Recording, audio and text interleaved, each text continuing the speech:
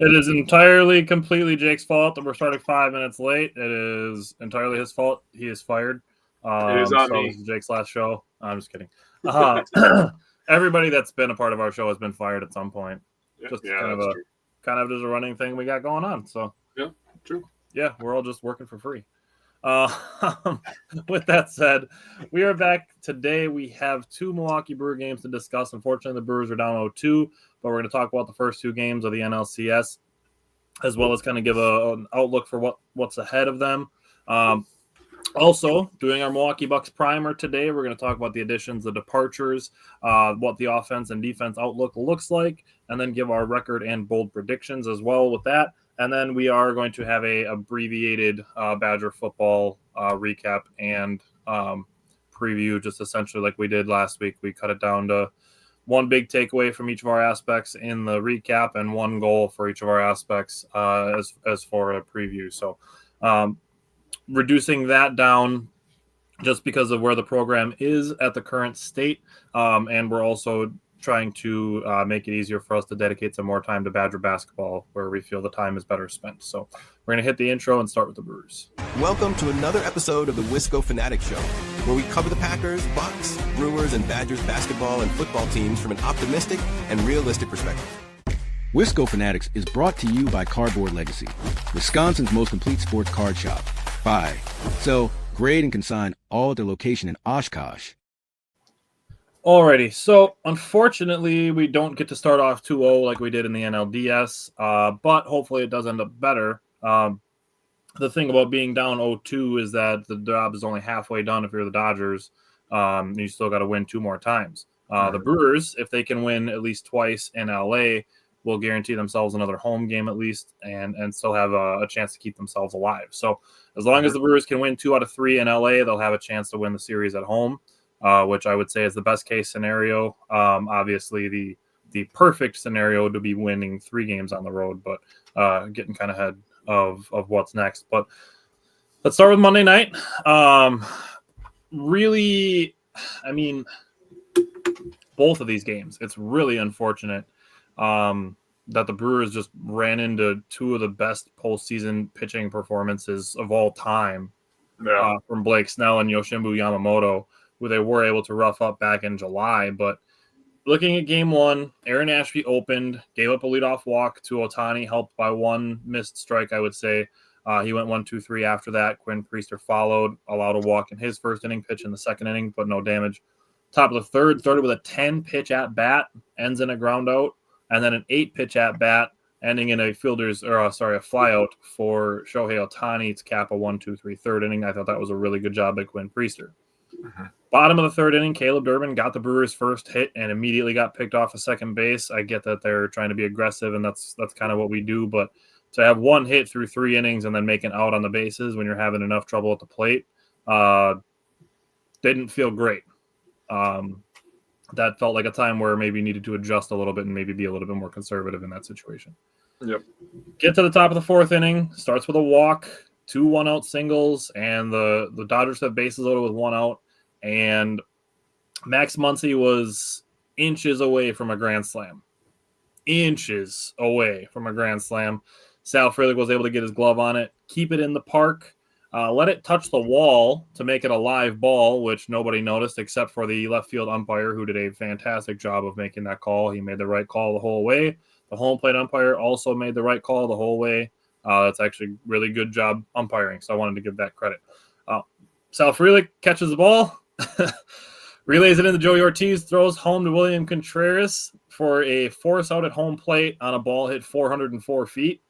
And then Contreras, realizing that Will Smith is still standing at second base, jogs over to third and turns one of the craziest double plays that you will ever see. I mean, we could probably go another decade and not see another play like that. I'm pretty sure that was the first one ever. I believe what I saw, it was the second longest double play in MLB postseason history. I gotta say, all the memes coming out with Sal's face, dude. Elite. So his hat falls off, his hair's flowing everywhere. He turns around into the face he's making as he's throwing the ball in. Then he sees that an out gets called at home, and they pan back to him, and you can read his lips. He goes, "What the fuck just happened?" Yeah. as he's walking in, because Sal didn't realize that the ball hit the wall. Sal thought he made a catch. Sal didn't see that the ball touched the wall. Isaac Collins didn't see that the ball touched the wall. Even more credit to the umpire for catching that. But Sal was like, okay, why is the guy sliding into home plate? No, that's a double play. And again, credit to Sal for acting with urgency in that situation. He didn't know it was a live ball, but obviously didn't want to allow a sack fly in that situation either. Mm-hmm. So, and a great relay by Joey Ortiz. And just, I mean, stars kind of aligned for that one to happen. Yeah, for sure. Would have been more fun if it ended up in a win, but it is what it is. Then you get to the top of the fifth inning, and not so much luck, but more masterclass, I would say, is the fifth starts with a double and a ground out. Shohei Ohtani is intentionally walked with first base open to set up a right-handed hitter versus Quinn Priester. And he gets a sharp double play from Mookie Betts in this situation. And I have to give credit to Pat Murphy for that situation. Mm-hmm. Recognizing you have an open base, not having to bring in another lefty yet because Caney was warming at that point, not having to bring in another lefty yet. Mm-hmm. You have the base open, so you put the lefty on, then you can get to Mookie Betts with Quinn Priester, your ground ball guy, and it worked out perfectly. Mm-hmm. And I just want to put a pin in that because it does kind of tie into game 2 when it comes to Freddie Peralta and his extra inning. But great work by Pat Murphy, great work by Quinn Priester, great work by the infield to get that double play. That was great work. Top of the sixth, Chad Patrick gave out a 1-out solo moonshot to Freddie Freeman, who shouldn't even be on the Dodgers, but he's there. And he's good. He's obviously an MVP. He's obviously won rings. Like he's good. Him and Gold Glover, both wish were in different uniforms, so I could actually like them. Right, I agree. Same thing with Mookie Betts. People and players, and Mookie Betts too. Even that's fair. Yeah, I love Mookie Betts. He's a great athlete, dude. He's so good. He's so athletic. He's good at all sports. Like you've seen him play football, basketball. Like he's good at all sports. He's super athletic. He's like a championship bowler too, isn't he? Yeah, like he's super good at bowling. Like I would love, dude. If he went somewhere else, I'd be like, yeah, dude. I'm a huge Mookie Betts fan. Like as long as it's not like L.A. or Chicago or New York, like I'm game. And Boston. Yeah, exactly. Right. So a 1-2 single to Will Smith and a walk to Tommy Edman. He had him 2-2, let him go. Jared Caney came in. He did get a flyout, did get a couple lucky calls to get to an 0-2 situation and got a strikeout on a check swing. Caney got a 1-2-3 7th inning. Bottom of the 7th inning, Brewers go 1-2-3. Nobody was touching Blake Snell's off-speed stuff. Nobody could touch it. It was tough to watch. I respect Blake Snell. I do not respect the Dodgers as an organization, but they got some insane pitching performances in games 1 and 2.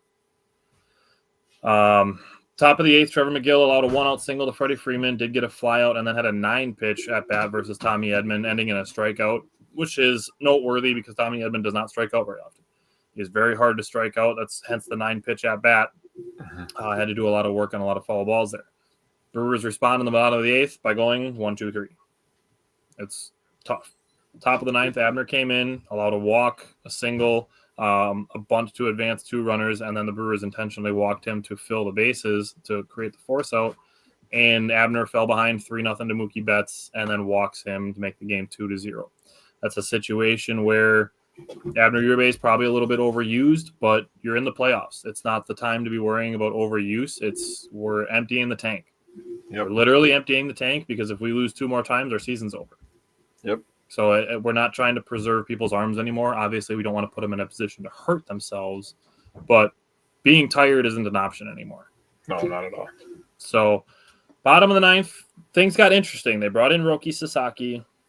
Brewers had the 7, 8, 9 hitters coming up. Isaac Collins did a good job to get on base with a 1-out walk. They brought in Jake Bowers for Joey Ortiz, who did swing at ball 4, but it did work out for him after hitting a ground rule double. Got Chariot to the plate with 2nd and 3rd and 1 out, and I'm like, all right, this is where I felt like the Brewers could win this game. They absolutely would have stolen this game. Pat Murphy described it the same way. Blake Snell shoved, and they had an opportunity to steal this game from the Dodgers. We'll talk about kind of what we think about that in a minute, but put Lockridge at second base to run for Jake Bowers. That is literally the only reason he's on the roster. Yep, Lockridge we talked is about good it ball. immediately as it happened. I was like, Lockridge on second now. That's exactly why Braden Lockridge is on this team.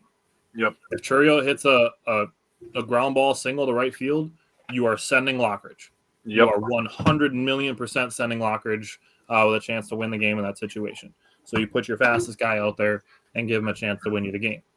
Churio did hit a sac fly, made the game 2-1, put a runner on third for Christian Yelich, who drew a walk.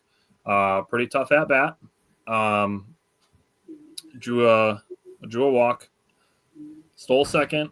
William Contreras drew a walk to set the stage for Bryce Terang, who got to 2-2 in part due to a breaking ball that came across at the knees and brushed him back from the plate. Now, there's been a lot of discourse on this because I think it's unreasonable to expect Bryce Terang to take a hit by pitch in that situation. Even with his own hindsight, he would say, like, I wish I had taken the hit by pitch. And I'm sure he does wish that he had. But expecting somebody to get hit by a pitch when your entire instinct is always to get out of the way, there's no overriding that instinct in the amount of time that it takes you to blink. Yeah. So to be in that situation too, you can make the case for some situational awareness. If a ball is coming at me, I should let it hit me. It's not a situation that anybody is in frequently, that you're in the bottom of the ninth inning with bases loaded with 2 outs and understanding that a hit by pitch ties the game. That's a very infrequent situation. When you have a guy at the plate who they will make plenty of comments about it, is used to being at the plate and having an opportunity to hit with power, Bryce Terang's thinking about getting a hit to win the game, not getting hit to tie the game. Yeah. And I will say I think that goes into a little bit of the swing and miss for strike 3. And I saw some people making the comment that the pitch before, the one that brushed him back, was a bit of a 12-6 pitch, a pitch that dropped from the top of the zone into the zone, and that's what he was swinging for. And you and I had a conversation about this, and my take on it was I could understand if it was like a baseball or 2 above the strike zone. The pitch came across at his eyes. Yeah. I get being rattled that you almost got hit by a pitch. Take your time out. Dude, that was my point too. Like, bro, lock back in. This is NLCS. This isn't March 13th of a spring training game where you can let your focus dip. Take your time out, get back in, swing at a good pitch. The pitch came across at his face. Like I said, if it's a ball or 2 above the strike zone and he swings under it, the high fastball, I get it.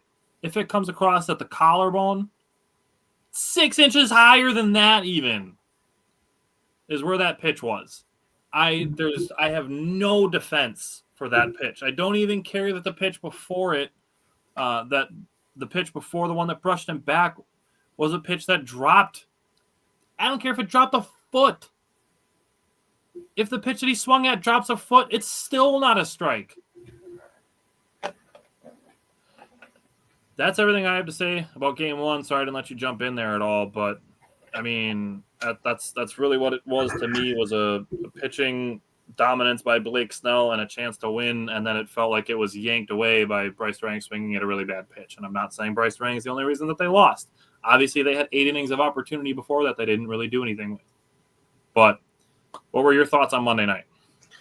Yeah, I mean, letting Blake – first of all, how the hell are they allowed to win the title and then sign Blake Snell? That's just unreasonable, unsustainable. And Yoshinobu Yamamoto. Yeah. If there is ever an example that needs to be put on the screen for America that baseball needs a salary cap, it is the Brewers versus the Dodgers. Because both teams are coached well. I don't think Dave Roberts has to do much coaching, in my opinion. I mean, they just buy all-stars, gold glovers, Cy Young Award winners, MVPs. Yeah. I mean, top international prospects. Yeah, a guy gets to do whatever he wants. I don't even know the name of the dude over in Japan right now that set the home run record for the Japanese league, but he's probably going to end up being a Dodger or a Giant. I can wouldn't see doubt being it. an Angel, maybe. Maybe Angel. But he'll probably end up somewhere on the West Coast. And then he goes 8 innings, strikes out 10 people. It's like, oh boy. And I feel like I was watching the same at bat on a replay. Take the first pitch, follow up the second pitch, and then he's going to give you either a curveball or a changeup, and you're just going to swing and miss or you're going to roll over it. And I'm like, dude, can somebody do something different? Like, bunt. I don't care. Like, I'm not the biggest fan of bunting like you are, but like, Jesus Christ, make them come off the mound a little bit. Like, make them work a little bit, make them sweat a little bit. Like, all year long, the thing about the Brewers going against the Dodgers, and the Dodgers have great pitching. They have great starting pitching. They're all healthy now, which sucks, of course, right? But the thing about the Brewers is they were fighters at the plate, and they were selective in their pitches that they were swinging at. And they didn't really show that in Game 1, and you can, like you said before about your topic about put a pin in it, you can put a pin in that too and go into Game 2 if you wanted to in a sec, but. The 9th inning, man, that is still haunting me, man. I would feel okay today if there was a split. Either game they split, I would be like, okay, Dodgers are good. Yeah, I understand split. I can deal with a split. Yeah. Then I'd just be telling myself, okay, you have to win 1 of 2 on the road, or 1 of 3. Sorry, 1 of 3. You win 1 of 3 on the road. If you split these home games. Then you get 2 home games to try to go on to the World Series. Yep. I could totally live with that. Now your back is completely against the wall. So I 100% agree with you with Terang, first of all. That is unreasonable to tell somebody to move. Your human nature is to be like, oh, this thing is coming at me very fast, and it's coming from my body, and that's going to hurt. I should just stay here and take it. Nobody can tell themselves to do that in the amount of time they have to think about when a pitch is coming. Nobody. No. It is humanly impossible. It is what it is. It sucks with I thought Contreras was going to be the guy to get the hit, to be honest with you, but I kind of felt like they were pitching around him. Yeah. So it is what it is, but then you just go on to Game 2. All right. So what did you take away from last night? Oh, good God. Last night was worse. Last night was way worse. So first of all, in Game 1, you have a guy go 8 innings when he could have quite literally just pitched the entire game. He could have had a complete game himself. Blake Snell could have. And then you actually allow somebody to have a complete game against you. And this is where I said to put a pin in that conversation because of the selective pitches they're swinging at.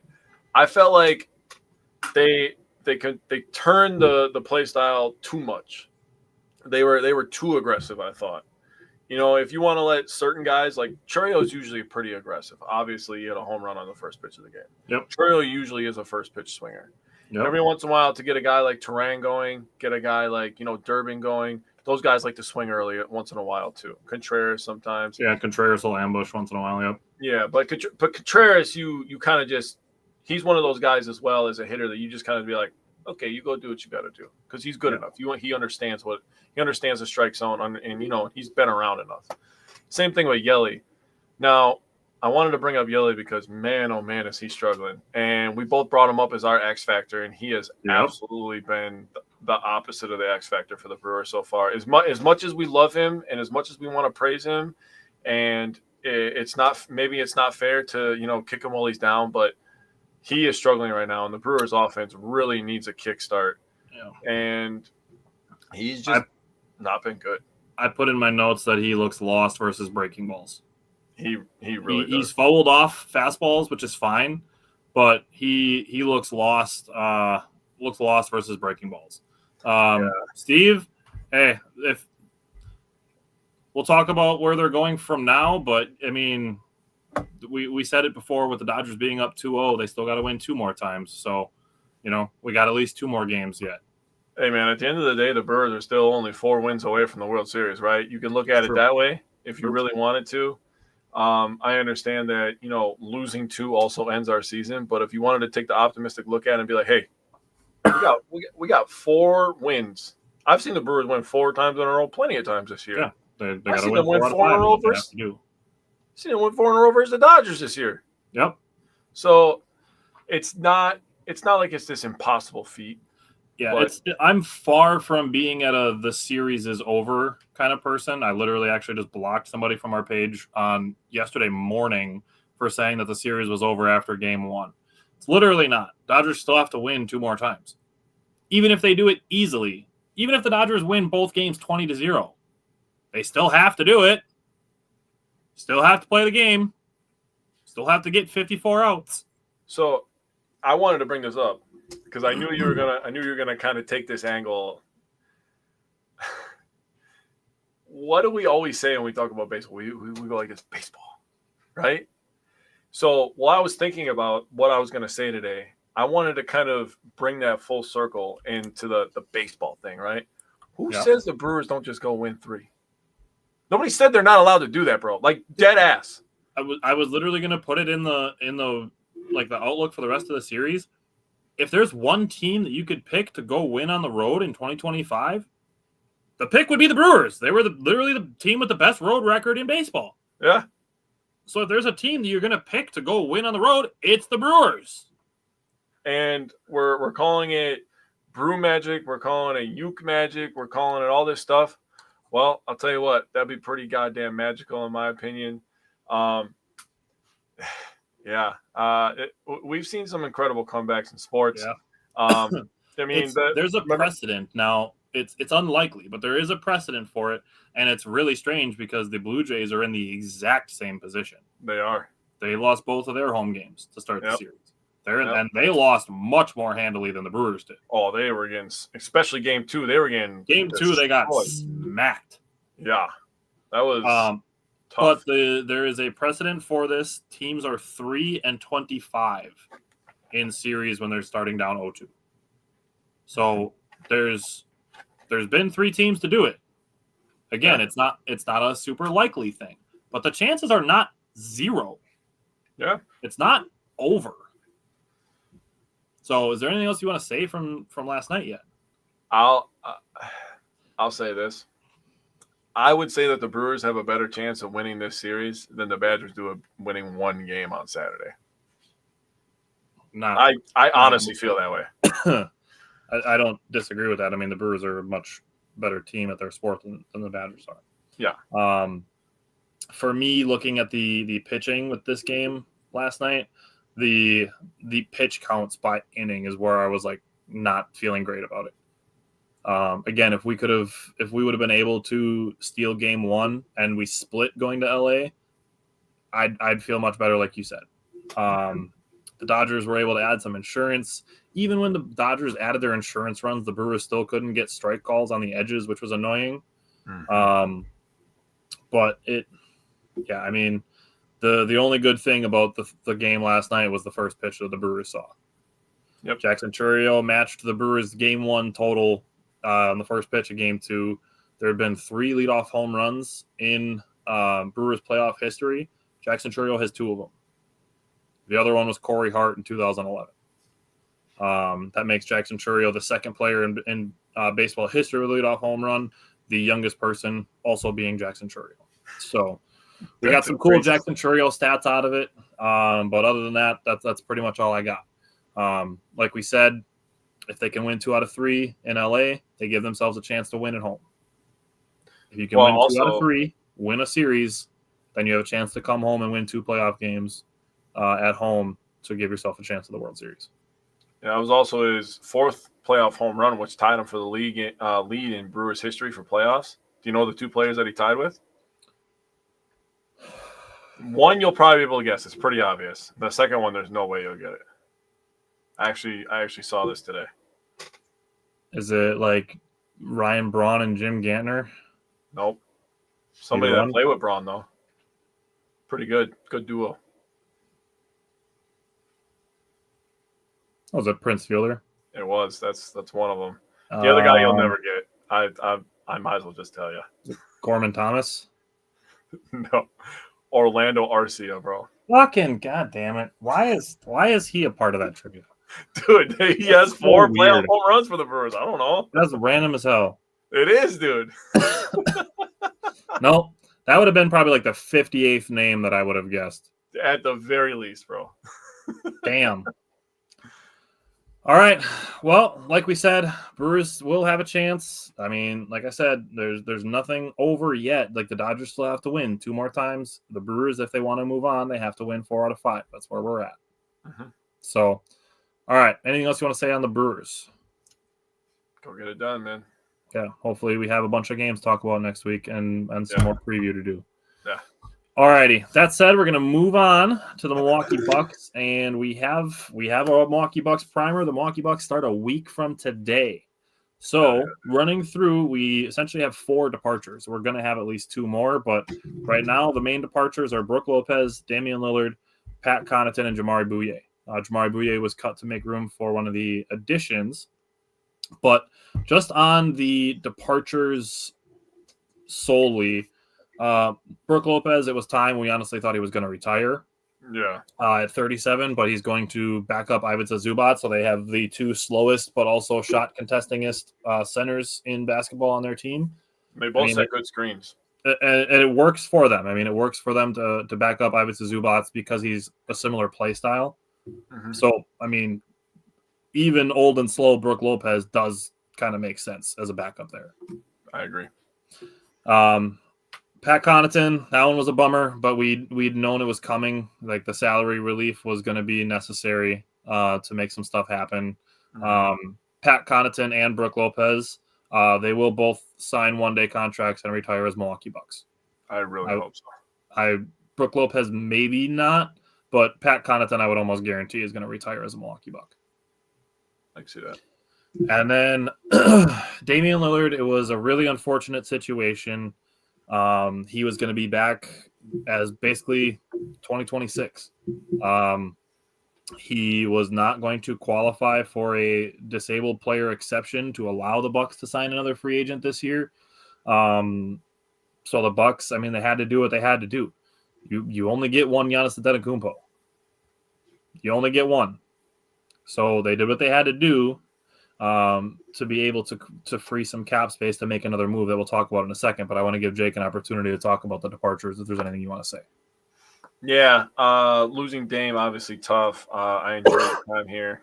He still gave us some great moments, but him going back to Portland, him leaving the Bucks and going back to the original team that he was on makes me feel a lot better in my heart. Yep. I won't lie about that. Yep. Losing Pat Connaughton, obviously a guy that both of us have liked for a long time. Obviously, you know, there's a lot of I'll say it like this, Bucks fans who will remember Pat Connaughton for the championship run that he was on, but me and you will remember him as the guy who every night, even on a random Tuesday, could be back-to-back, so Tuesday and a Wednesday, he's getting a bloody eye, he's diving into the crowd, he's hitting big-time threes, he's going down there getting rebounds. Pat Connaughton was a very good player for the Bucks for a long time. He was a dirty work Swiss Army knife. Great locker room guy, never caused any problems. He was a workout warrior with Giannis when Giannis was making his ascension to superstardom. So Pat Connaughton was a big player in the transition from the Bucks being, a middling franchise when they were going 40 and 42 when we were growing up to what they become when they were, 56 and 8 or whatever they were during the COVID year. His time in Milwaukee directly coincides with the culture shift. Yes, 100%. That's pretty much the point I'm trying to make, I guess. And Gotcha. I'm word vomiting all over everywhere, but great job by you, buddy. And Brook Lopez, another guy, just underappreciated. We tried to talk about it a lot last year. Really underappreciated for all the stuff that he was doing for the Bucks, especially his time here. I feel like it was a win-win for both parties. I'm talking the Bucks and Brook Lopez. Brook Lopez got to be on a national stage and show off the skills that his new skills that he had. He became known as a really good defender. He became known as a stretch big. Splash Mountain was born here. So, I mean, really good for both. He extended his career by a ton of years, got paid a ton of money by transforming his game. But being in Milwaukee and having some of the great coaches that we have here as well, we don't win the title without Pat Connaughton or Brook Lopez. Like 100%. There's no discussion there. I love Brook Lopez. Hopefully his number will get retired for the Bucks. I could honestly see that. I think he's a fringe guy, but I could see that. Pat Connaughton just for the vibes. And yeah, that's my notes on the departures. All right. So the additions that the Bucks made, obviously, Miles Turner, the fucking best option that we could have added to this Milwaukee Bucks. Hell yeah. They added two Antetokounmbos. They added Thanasis back, essentially the vibe master for the end of the bench. And then they added Alex Antetokounmpo. I'll say what I have for thoughts on that, but I'm going to let Jake talk about additions first. They added Cole Anthony, Gary Harris, Mark Sears, and then a late training camp invite was extended to Amir Coffey. Now, we're going to be at this point where two of these guys got to go. Yep. Mark Sears doesn't have to be one of them because he's a two-way, and Alex Antetokounmpo doesn't have to be one of them because also he's a two-way. But between the rest of the roster, the Bucks have to get rid of two guys in the next 5 days. So give me your thoughts on the additions first, and then give me just a quick who the two you think are going to go. Well, I can tell you right now, it's not going to be Cole Anthony. It's not going to be Amir Coffey either. Just spoiler alert. Sorry. Probably won't be Amir Coffey. Amir Coffey is he's a pretty good player. He's long, lengthy, can play multiple positions. He can shoot the three ball. He can attack the rim, and we're gonna talk about a little bit more contextual stuff. And Amir Coffey can run on the break and finish on the break as well. Perfect role player to add. He is a very good depth piece for the Bucks. Cole Anthony, another great add. The Bucks, they kind of tried to do it when they brought in Patrick Beverley, where they kind of needed a little bit of an attitude guy, a little bit of an edge guy. You get a guy with like Cole Anthony, a little bit younger legs. Like, no offense to Pat Bev, he would probably say the same thing. Yeah. Cole Anthony, younger legs, hungry, wants to win, and he wants to be part of a good culture. And you got a winner in the Bucks. You got a good culture in the Bucks. Now, obviously, Giannis kind of has a franchise in a chokehold a little bit, and I mean that in a respectful way, where he's like, listen, we're going to compete for a goddamn title, and that's the bottom line, and that's good. I love that. We need that. I don't want to be like, oh yay, we made the playoffs, we're the 4 seed. No, I want to go for titles.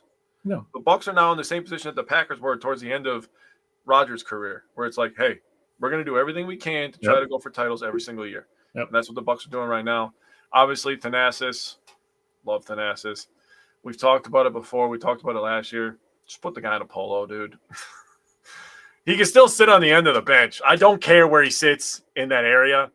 Just put the guy in a polo. I understand that he still has love for the game and he wants to play, but that could really solve a lot of problems with the two players on the end of the bench situation, in my opinion. Mark Sears, I'm just going to talk about him real quick.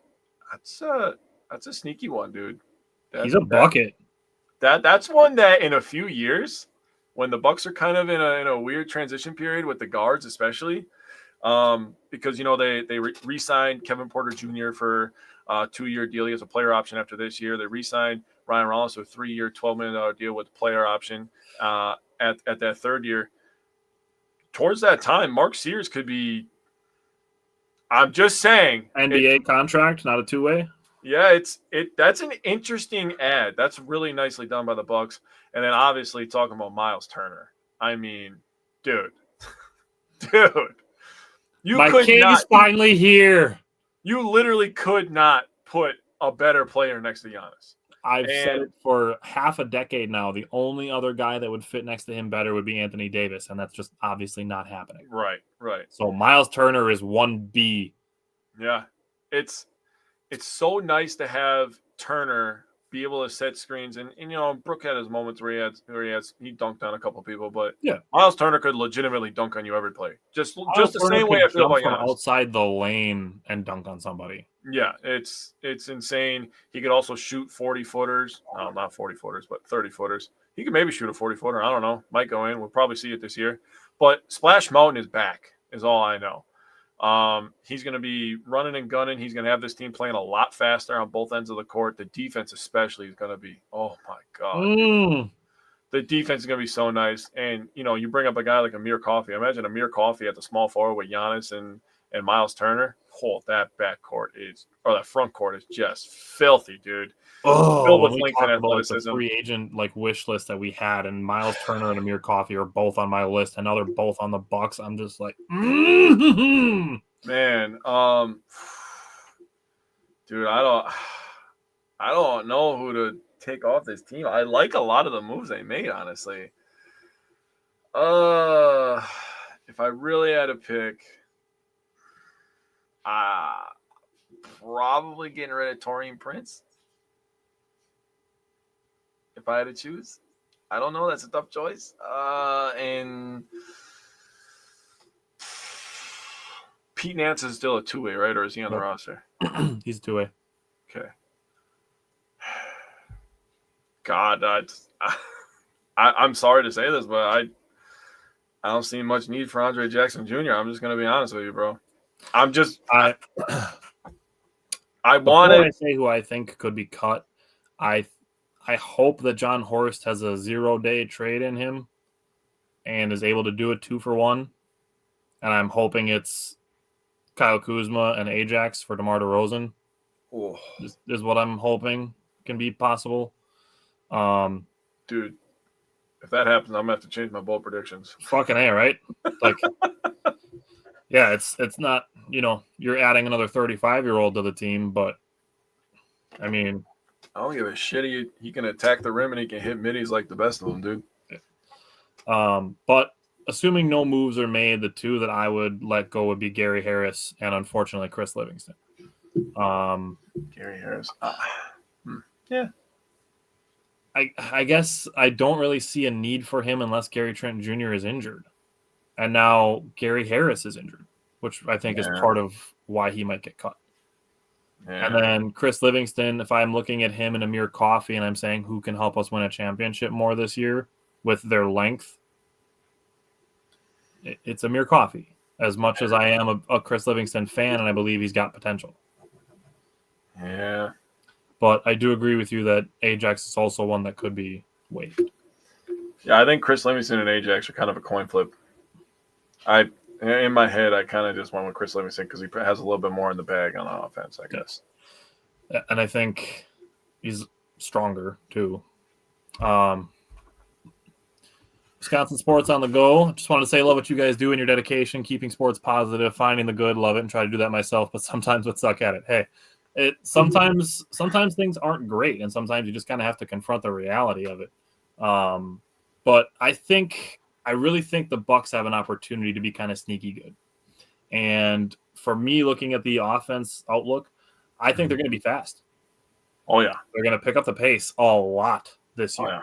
We saw one instance in the preseason where AJ Green's letting a logo 3 fly 5 seconds into the shot clock. I love AJ Green, bro. He's such a vibe. He's coming up. Spoiler alert. Such a vibe. But they're embracing the 4-out shooters with Giannis. The ideal starting lineup looks like it is going to be Kevin Porter Jr., Gary Trent Jr., AJ Green, Giannis, and Miles Turner. With then Cole Anthony, Ryan Rollins, Bobby, Kuzma, Jericho Sims, Torian Prince, and Amir Coffey as your wing role players. And with that comes better transition because the Bucks got significantly younger and more athletic this offseason. So I'm very, very intrigued with how this Bucks team is going to look, especially offensively, because I think they're moving towards what Oklahoma City did, was having one superstar, one backup star, and then a bunch of role players. And that's how they won it. Sports radio is tough. Some fans try to bring out the worst in everything. They absolutely do. Said I agree, though. Could be a sneaky team, especially if Green and Kuzma can come along. I love Miles Turner, and I think Porter could be very underrated. I still don't think enough people are giving Jon Horst enough credit for turning Marjan Beauchamp into Kevin Porter Jr. Dude, seriously. Kevin Porter Jr. is a legit bucket. And when he stops with the goddamn jump passes, he's actually a decent playmaker. Yeah, I agree. He's playing a faster play style totally fits him, dude, because he's a really good athlete, can finish around the rim. And when he gets that mid-range going off the break, oh my goodness. He's going to have some 15 points, 6 assists, 3 steal games. Oh, yeah. Oh, yeah. That's not going to be, honestly, it's not going to be far from what he averages, I'm willing to bet. I was going to say he might average that shit, honestly. He's going to touch the ball a lot this year. What do you think? What are you looking at for the Bucks offense? Yeah, I love the faster pace. AJ Green is a vibe. I think that Kevin Porter Jr., Gary Trent Jr., Bobby, Miles, they're going to let it fly. Those boys are going to be gunning. I I do like the idea of getting Kevin Porter Jr. downhill. He seemed to be better. We talked about that last year, especially late when the Bucks went on their run. I believe you were the one that brought it up, that him going downhill is a much better scenario for the Bucks when he's going towards the rim. Yep. Obviously, having Giannis just being able to attack the middle of the defense every single play, having that as a threat, he's easily one of the top 5 scariest transition players in NBA history. Probably top 3, maybe top 1 in some people's minds when you think about it. Wemby might have something to say for that in the next couple of years. I'll just say that. Guy is incredible. Prime LeBron was pretty terrifying. Magic Johnson was pretty terrifying. But there's some guys that have been pretty nasty on the break. But just on your point of getting downhill, I want to throw Cole Anthony in there because he's doing a really good job of getting to the rim. I remember when it was training camp was first starting, and Doc made a comment that Cole Anthony was living in the paint, and people were like, "Oh, well, that's so much for Giannis and Turner's defense in the paint." And then we're watching preseason games, and Cole Anthony's getting to the paint constantly. He's pretty fast. So I think there needs to be a little bit of respect there. I like the potential of Ryan Rollins with Cole Anthony. I think their games kind of bounce off each other a little bit, man. Do you want to use that as a transition? Because I have something I want to say about the three of them. Yeah, go ahead. When it comes to the defensive side. Yeah, go ahead. So I think, and people aren't going to like this either, I think Doc Rivers has a pretty good handle on how this team is going to run. Mm-hmm. We didn't know this when Adrian Griffin got fired a year and a half ago, or a season and a half ago. Mm-hmm. That Doc Rivers, we didn't really get to see what his full vision looked like, and I think we're seeing it now, especially with a younger team. I think he's got people bought in, and the 3 guys between Kevin Porter Jr., Ryan Rollins, and Cole Anthony are bought into the fact that the 3 of them are going to be rotating into basically 2 positions, kind of 1.5 positions, but they're going to play together a little bit. Yeah. But they're bought into the fact that they're going to defend 94 feet. Mm-hmm. And there's going to be games where they get into some foul trouble, and that there's 2 more guys that can play their position. Mm-hmm. I think all 3 of them are bought into that. Yeah. Which is very interesting. They're expending a lot of energy to defend full court, and the goal of this is to make the opposing team use up a bunch of the shot clock. Yeah. So we're seeing this is going to be very interesting. We're seeing the Bucks basically making it so that 6 to 8 seconds are gone off the shot clock before a team is getting into their offensive set. And then on the flip side, we're seeing the Bucks shooting 5 seconds into the shot clock. Yeah. The pace is going to be wildly different. Like, I legit think we're going to have a Badger basketball situation where they go from one of the slower paces, even though they have good transition players, to holy shit, this team is scoring a lot more because they're playing so many more possessions because they're playing faster. Mm-hmm. And I could see Mike is in the back room, and he's very excited about it because we all loved the way the Badgers basketball played last season. Oh, I can't wait to talk about them next week, huh? Next week, yeah. So what do you think about what the Bucks defense is going to look like? Yeah, being able to switch every single screen. I mean, having drop coverage as something in your back pocket to be able to use as a tool is literally all Bucks fans have wanted for the last 3 years. It's a great tool to be able to have and break out and have people understand, but putting pressure on the ball, which is something, again, that we talked about last year. Yep. We've been talking about all these things, and they're finally coming to fruition. I mean, we're already talking about people that they're signing. Like, I talked about Gary Trent Jr., you talked about Miles Turner. Somebody from Milwaukee is listening to us because they're taking all our ideas. Now, Jon Horst, big fan of the show. Big fan of the show. You can come on anytime you want, John. 2 years from now, we're going to have fucking Anthony Davis. That would be insane, dude. But, pressuring the ball and allowing, and being able to have the big guys be able to switch. I mean, everybody saw the highlight of Giannis going at Shea last night. That is the style of defense the Bucks are playing. Hell yeah. That first of all, that keeps everybody locked in on both sides of the ball. So when you're on the court, you're locked in. I also think, now this goes to a guy who's coming off the bench this year who was very unpopular last year. This is much better for Kyle Kuzma. Mm-hmm. Both sides of the ball, to be honest with you. Yes. So Kyle Kuzma has to stay locked in on defense because we're playing pressure and then playing fast. He doesn't have to set up for a shot. He can go to the rim. Yeah. And that's the thing exactly is what if he's in the doing. second unit, he can grab a defensive rebound and go. and push. And he was actually pretty decent when he was doing that last year. I'm telling you, bro, I think Doc is figuring shit out. This Bucks team is younger. They still have length because that was really when the transition happened. They just had a bunch of length. Remember with John Henson and all them, right? Back in the day. John Henson, dude. He shot Wilson. All lefty hooks. Showing my age right there. My fault. Yeah, settle down. But pushing the pace is just so much better for this team. I think this Bucks team is going to surprise some people. I really do. Well, with that then, let's do a couple of record predictions, head and heart.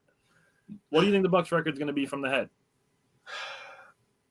I didn't know if I wanted to put this for the head because I was like, oh, things could go bad if a couple things happen. But I'm an optimistic person overall. We're optimistic about our teams. I have 50-32 from the head. Ah, me too. Nice. I almost went with 48. That was my. I was like, they'll be around 48-50. I think if Giannis was playing the game by himself, the Bucks would be able to finish 500. Okay, that's fair. Wisconsin Sports on the Go with Treg said, Badger basketball has got me jacked. Can't wait. I've read Kuz has put in some work this offseason, looking a lot better. And if he plays scrap, he could be a huge piece. Love Miles Turner to ability to stretch the floor, but also get downhill. You know, he just gave me an idea. Why doesn't Kyle Kuzma just turn into 6'9" Pat Connaughton? That's a perfect role for him. I mean, think about it. Just a sometimes three-pointer, play some defense, grab some rebounds, push the pace every once in a while. 2 assists a game. Positions. Yeah. That's a great role for him. Just turn into 6'9" Pat Connaughton. Yeah. I'm gonna hold the phone on a little bit of stuff with Miles Turner because he's coming up in another segment too. Spoiler alert. So record prediction from the heart. 55-27. You dirty dog. You know what you have? That's exactly what I have. Let's go, baby. Nice. All right, well done. Mike, pressure's on you next week for Badger basketball record predictions then. Yeah, I guess Tyler and I are just in sync, dude. Well, we've been doing a lot of pop-up lives, man. We're really That's true. That's true. We have been live a lot lately. All right. 3 bold predictions. Give me your first one. All right. Well, I apologize. My first one does involve Miles Turner. So I'm strictly going off of vibes where Miles Turner said that Giannis is going to change his life. Miles Turner will make an all-NBA team. Now, for this to happen, he would need to average around 22 to 25 points, 10 to 12 rebounds, probably around 3 blocks, and shoot over 40% from 3. He's going to have a lot of room. So if he's shooting more, we're playing a faster pace. Rebounding is a very important stat in basketball. It's going to be whoever gets there, and blocking the shot, it's going to be him and Giannis, obviously. I mean, Cole Anthony had a really nice one last night too, but it's interesting. Yeah, I went a different route, but still similar with Miles Turner. Cody said more wins than Halliburton's baseball jersey. Yeah.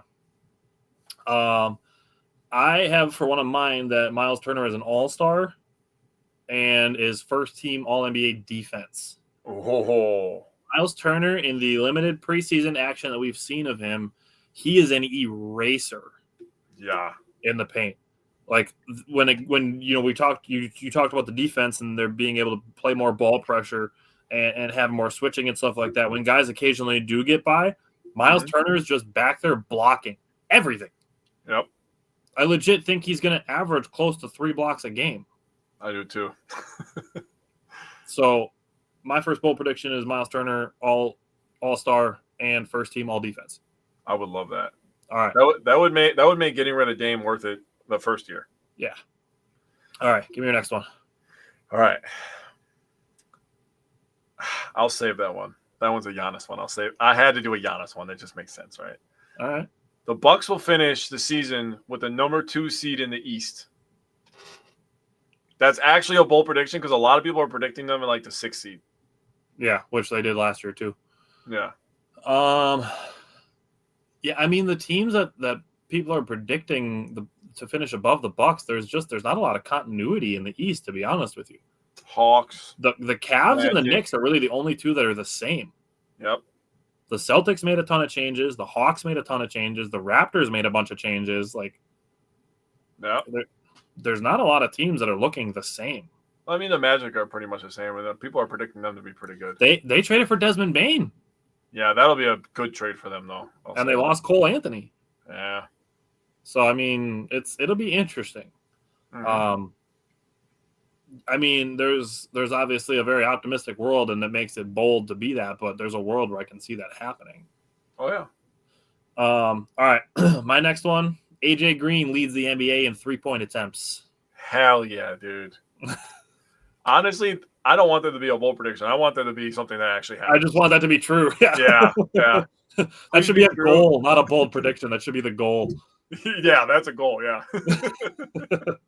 All right, give me your last one. Giannis will average a career high in points, which his career high in points is 31.1.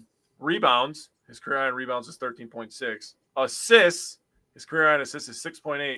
And free throw percentage, which his career high is 77%. I had to put, dude, all the other stuff, I was like, yeah, I can see that. Yeah, I can see that. I can see that. I was like, I got to make this bold, dude. So I put free throw percentage on there. And I was like, no, that's bold. That is bold. And honestly, I think the assist is bold just because the Bucks have 3-point guards. That's fair. Giannis, yeah, you're right. My last one is that the Bucks lead the NBA in 3-point attempts and percentage. Oh, yeah. Oh, dude, they're going to run a gun, dude. Dude. I'm so excited to see what they look like. Every once in a while, they're going to shoot a three, and you'll be like, not a great shot. Then they're going to shoot it again. It's going to go, and you'll be like, hell yeah, dude, let's go. Yeah. They're letting it fly. We're going to the let it fly days and pouring gasoline on it. Yeah.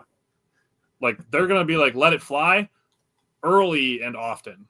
Oh, dude, I'm so excited to watch Gary Trent Jr. just fucking jack up 10 threes, fucking make 7 of them, dude. Oh. Dude, and we haven't even really talked about the court vision of Cole Anthony. Dude made a cross-court pass the other day.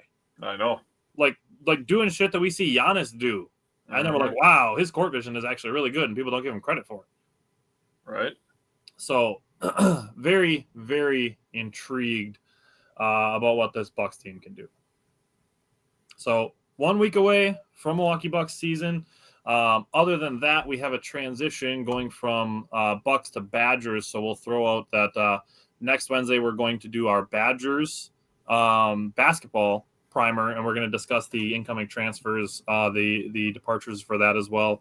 We'll let Mike shine on the recruiting front, and we'll give our record and bold predictions for that as well next Wednesday ahead of their start on November 3rd. So Mike, welcome in.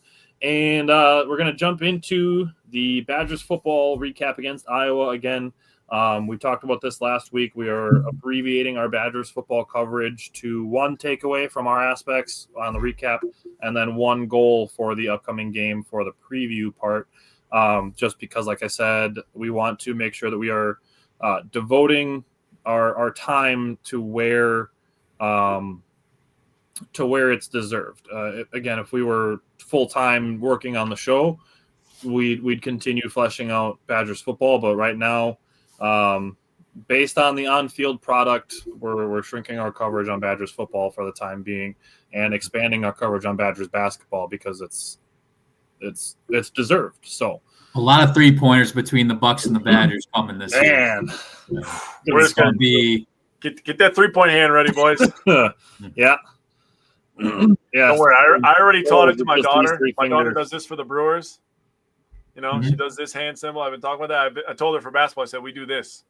So when I say 3, I also taught her to strike 3 thing for the Brewers. So Treg, we'll get this one out of the way quick. This will be a quick segment, unfortunately. Hopefully it's not the case next season and we have more exciting things to talk about. But yeah. Jake, what's your takeaway from the offensive line?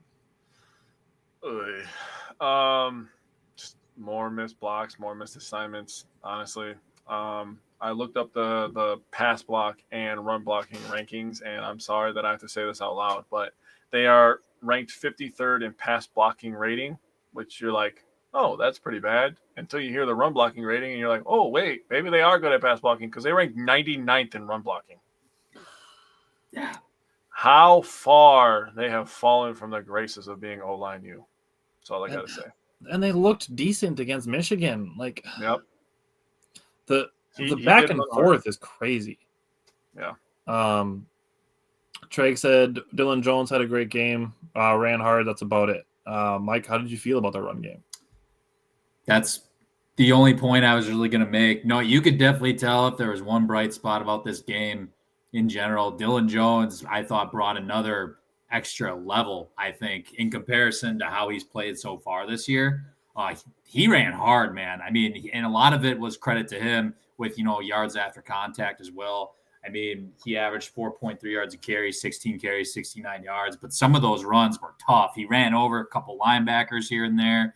And, he could tell he was a man on a mission, man. He wanted to prove a point that, hey, yes, I'm still here no matter what, how this team is doing. Like, I'm still going to give it my all. So, I mean, we can all obviously appreciate that given the current, status of the program now with how far down it's gone. I think it has hit, rock bottom now, unfortunately. And we can talk about that later on. But, Dylan Jones, I thought, showed why he was running back number one going into this year ultimately. And, it was great to see. Yeah. Looking at the passing game, Hunter Simmons finished 8 of 21. I will say his first interception was kind of on the offensive line, but his second interception was absolutely telegraphed. Yeah. And that's really all I had to say about it. It was rough. Trey said, I didn't think rock bottom was lower than rock bottom, but we found it. How do you have an off season where everything is going off? That 42-10 loss last year, 42 push-ups, 4-second holds, then 2 seconds. Rebuild the defensive line in this performance. You give coaching and on the field. The end of the day, when you're losing 75-10 against one of your rivals in 2 years, that's a problem. That's a problem because Iowa, number one, shouldn't be scoring that many points. Not that the offense really did in this game. The offense did many favors because there was a couple times where in those interceptions for one that we did give some short field.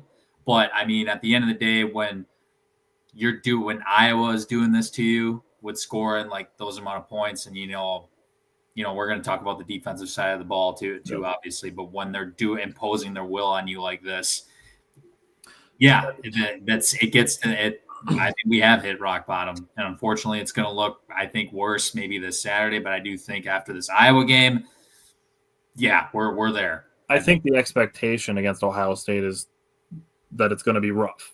We went into the Iowa game like, okay, this is us versus ourselves. Like they have the same play style, and to get blown out, shut out in your own building in a situation like that is obviously rock bottom. Like we're saying. Homecoming, dude. That was homecoming.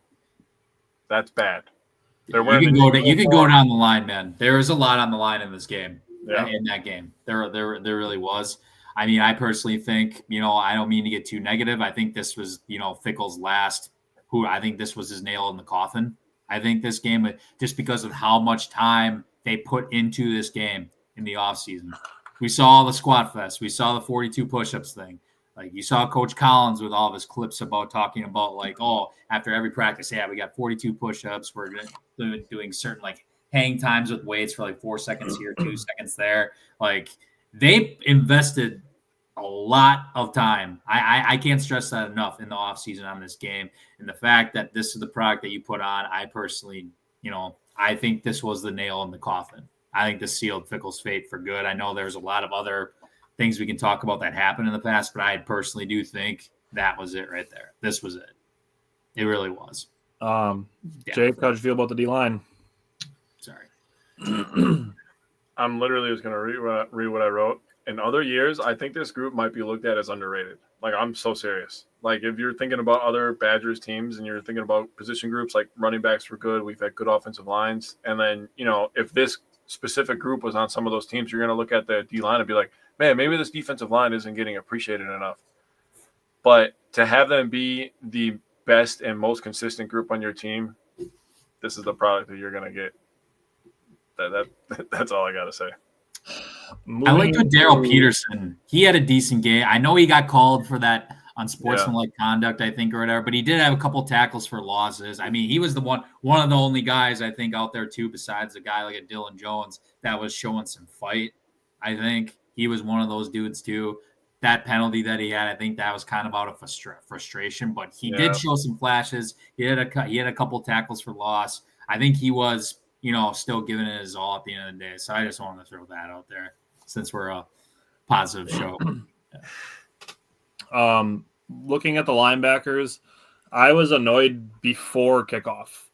Tyrese Fearbry had a flag before the game even started by getting into it with some Iowa players before the game. Jake said originally he was okay with it. It lit a fire in the team. I mean, you looked at the first series. It looked like they were fired up. Yeah, and it made me look good. Made me look smart for a second. I was like, okay, they needed to come out with some emotion. They were dead in the water the last how many weeks. I thought it was a good thing, and then I wrote down that fire quickly burned out. It sure as hell did. Iowa did the entirety of their damage on the ground. I said it last week that I wanted to see more single high safety so that we could devote an extra linebacker to stopping the run, and could have been playing with 12 or 13 guys out there. It seemed like it didn't matter. Yeah. Mike, what did you think about the secondary? Rico got a nice interception. Finally, He got his first one. If we're gonna go off positivity here, that was cool. Although right after that, Iowa's next possession, they literally went the whole distance of the field and they got a field goal right before halftime. So that kind of, I don't want to say cancel it out necessarily, but it did lead to that. But it is what it is. But no, I was actually. I guess I'm going to talk about this when we, get to what we want to see, but seeing guys like, Kairos Gaines get out there for 20 plus snaps. I thought that was good to see in the second half. I think you're going to hear his name quite a bit in the cornerback room. I think going forward, there's going to be more of a 3-man rotation, depending what Deani Hill, if he's still going to be out, that's another part of it too. Because he was out against Iowa. So you're going to hear Kairos Gaines, a true freshman's name, a lot going forward if he is still out. So just a name to keep an eye out on. But Tyler, you basically hit it on the head with what Iowa was trying to do, though. At the end of the day, they gashed us pretty good. Whether that's just a pure execution thing, or were we just undisciplined and missed gaps? I think it was a little bit of both ultimately, and especially in the second half, caught up to us too. I think that field goal right before halftime again kind of sealed our fate in terms of maybe even trying to make this game competitive too. But yeah, it's just we're in a bad place right now, unfortunately. But I think going forward we're going to start to hear different names. Get a few more snaps. See how this Ohio State game goes though first. And that's the thing, is it doesn't get easier. As far as the passing game goes, based on how the Iowa game went, I would rather see Danny O'Neal. I think they gave Hunter Simmons a shot because Danny O'Neal was banged up. But if Danny O'Neal's healthy, I would rather see him than Hunter Simmons.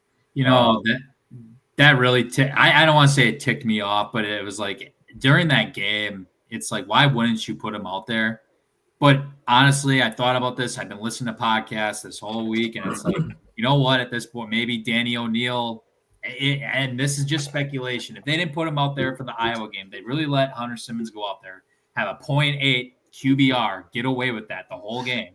I'm just wondering, maybe, Dan, this isn't just him. This could be other guys, portal guys are just like, hey, I didn't play past my 4-game limit. I can save my red shirt. Maybe I'm going to go in the portal. And I'm just saying, depending how this whole coaching thing works out, maybe he's just like, oh, no, I'm good. I'm done. I'm going to move on. I'm not going to lose a year of eligibility. I'm just throwing that out there because with how bad that was in the Iowa game, why would you not throw him out there in that game to at least provide some sort of a spark? Stop the bleeding. Just you got to throw something at the wall. What about Billy Edwards, who's a senior transfer? And Coach Fickle, I think he talked about it after the game. He mentioned, he didn't even know what the status of Billy was going to be going into this week. He talked to him. He mentioned 5 to 6 minutes left in the game against Iowa. Like, hey, when are you coming back? And he didn't really get a straight answer. So it's a lot of question marks this week. I know for they always have media days, typically on Mondays or Tuesdays or whatever. And once in a while, they're bringing out a couple players, and they didn't allow any of the quarterbacks to come out to get interviewed just for for that reason. I don't think that they're still kind of like up in the air in terms of who's actually going to get the snaps this week. I personally don't think we're going to end up seeing Billy Edwards at all. My prediction, I don't think we're going to see Billy Edwards this year. I just don't. And that could lead into another conversation where, can he come back next year? At this point, given what we're dealing with the whole coaching staff and all that, I don't even want to throw out a prediction out there in terms of whether I think we want him back or not. I think we're going to find out a lot in the next week or two, personally. I think Probably there's 2 weeks. Yeah. Yeah. Again, we can talk about that again. What do you think about the run game, Mike? What's your goal for the run game? I want to see. I just wrote down. I just want to see more flashes. Whether that's Dylan Jones, Darren Dupree is banged up. I think. I doubt we see him this weekend. I guess they didn't officially rule him out yet, but I want to see more flashes, quote unquote. I'd love to see, especially from Dylan Jones. I think that was his best game that he played last week. I know he scored a touchdown against Michigan. I get all that. I just think we saw more hard runs on his part. He looked like a solid D1 running back last week. A guy who can play in the Big Ten, a guy who can be, I think, this next bell cow for us ultimately down the line if he stays with us, again, whatever. I don't want to go down that rabbit hole, but no, he looked like a Big Ten back, and I want to see more flashes of him hopefully this weekend against Ohio State, point blank. So, Jake, what's your goal for the run or for the offensive line? Yeah, I wrote down I would like to see some explosive plays in the pass and run game. So Mike was taking the words right out of my mouth, and my goal, this is a massive goal. This used to be done by halftime back in the day here, but rush for 175 yards. That's my goal. What did we get last week? Where were we at last week?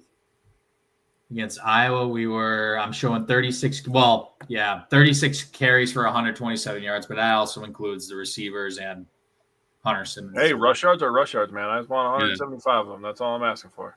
So 70 carries for 175 yards. That's going to happen.